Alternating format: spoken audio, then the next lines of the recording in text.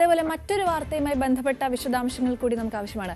അതായത് ഈ വടകര MDMA ലഹരി മരുന്ന് കേസിൽ പോലീസ് ഇപ്പോൾ നിർണായക അന്വേഷണ വഴിയിൽ എത്തി നിൽക്കുകയാണെന്ന് നമുക്ക് അറിയാൻ സാധിക്കുന്നത്.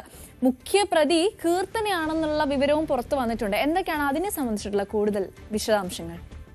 കഴിഞ്ഞ ദിവസം കോടതിയിൽ ഹാജരാക്കിയ ശേഷം പോലീസ് കസ്റ്റഡിയിൽ വിട്ട് പുറത്തേക്ക് വന്നപ്പോൾ മാധ്യമങ്ങളോടുള്ള ഒരു പ്രതികരണത്തിൽ താൻ അധ്യാപികയാണ്, ഒരു ആൺകുട്ടിയുടെ അമ്മയാണ്, അതുകൊണ്ട് തനിക്ക് MDMAയുമായി യാതൊരു ഇടപാടുമില്ല, അല്ലെങ്കിൽ MDMA റാക്കറ്റുമായി യാതൊരു ഇടപാടുമില്ല എന്നവർ വ്യക്തമാക്കിയിരുന്നു. തന്റെ അക്കൗണ്ടിലേക്ക് അനിയന്ത്രിതമായ രീതിയിൽ പണം അപരിചിതരിൽ നിന്നും എത്തിയിട്ടില്ല, തന്റെ അക്കൗണ്ട് ബാലൻസ് മൈനസ് ആണ് എന്നും അവർ പറഞ്ഞിരുന്നു. പക്ഷേ അവരുടെ വാദമുഖങ്ങൾ പൂർണ്ണമായി തള്ളുന്നതായിരുന്നു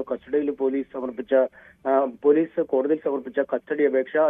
ഇതിന്റെ ഒരു ആസൂത്രകരിൽ ഒരാൾ ഇവരാണ് കാവ്യയും നീഷ്മയും അറസ്റ്റിലായ മറ്റു രണ്ട് അധ്യാപികമാർ. അവരെ ഈ മയക്കുമരുന്ന് ഇടപാടുകാരുമായി ബന്ധപ്പെടുത്തിയത് എന്നാണ് പോലീസ് പറയുന്നത്. ഇവർക്ക് ഈ മയക്കുമരുന്ന് കേസിൽ പങ്ക് വെളിവാക്കുന്ന വാട്സാപ്പ് ചാറ്റുകളുണ്ട്. ഒപ്പം ഇവരുടെ അക്കൗണ്ട് വിശദാംശങ്ങളും ശേഖരിച്ചിരുന്നു. കോൾ വിശദാംശങ്ങളടക്കം ശേഖരിച്ച് പരിശോധനകൾ നടത്തുമ്പോഴും ഇവർക്ക് ഈ കുറ്റകൃത്യവുമായി ബന്ധമുണ്ട് എന്ന സൂചനകളാണ് പോലീസ് നൽകിയത്. എന്തായാലും 2 ദിവസം വളരെ വിശദമായി ഇവരെ ചോദ്യം ചെയ്തിരുന്നു. അതിനുശേഷം ഇന്നലെ വൈകിട്ട് വീണ്ടും കോടതിയിൽ കൊടുക്കുകയും അവിടെ നിന്നും റിമാൻഡ് ചെയ്യുകയും ചെയ്തിരുന്നു. ചോദ്യം ചെയ്യലിൽ ഈ കേസുമായി ബന്ധപ്പെട്ട അല്ലെങ്കിൽ ഈ മയക്കുമരുന്ന് റാക്കറ്റുമായി ബന്ധപ്പെട്ട ചില നിർണായക വിവരങ്ങൾ ലഭിച്ചു എന്ന സൂചനകളാണ് നമുക്ക് പങ്കുവെക്കാനുള്ളത്. ഇനിയും അടുത്ത ഘട്ടത്തിലായി ഈ നേരത്തെ കസ്റ്റഡിയിലായ കാവ്യയും അനീഷ്മയും കസ്റ്റഡിയിൽ ആവശ്യപ്പെടും. അതും വ്യത്യസ്തമായ രീതികളിലാവും കസ്റ്റഡിയിൽ ചോദിക്കുക. ഈ കസ്റ്റഡിയിൽ എടുത്ത് ചോദ്യം ചെയ്ത ശേഷം ആദ്യം ഈ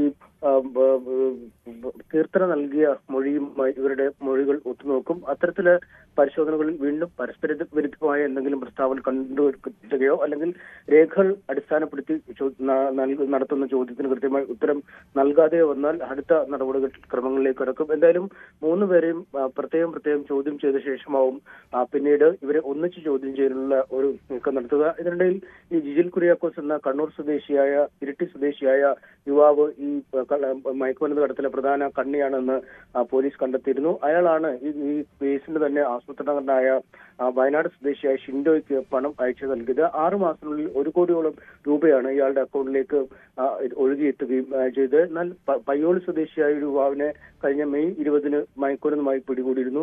ആ കേസിലും ഈ മറ്റു കേസുകളിലെ പോലെ തന്നെ ഈ ജിജിൻ കുര്യാക്കോസിനാണ് ആ യുവാവും ആ പണം അയച്ചു നൽകിയതെന്ന് പോലീസ് കണ്ടെത്തിയിട്ടുണ്ട്. ആ കേസിലും ഇപ്പോൾ ജിജിനെ റിമാൻഡ് ചെയ്തിരിക്കുന്നു. അതോടൊപ്പം തന്നെ സമീപകാലത്ത് പിടികൂടിയ മറ്റ് കേസുകളിലെയും ഈ ഉറവിടം എവിടെയാണ് അല്ലെങ്കിൽ അതിന്റെ പണം എവിടേക്ക് പോയി എന്നടക്കമുള്ള അന്വേഷണങ്ങൾ നടത്തുകയും ചെയ്തിട്ടുണ്ട്. ഈ ഷിൻഡോയും ജിജിനും തമ്മിൽ അടുത്ത ബന്ധമുണ്ട് എന്നും പോലീസ് കണ്ടെത്തിയിട്ടുണ്ട്.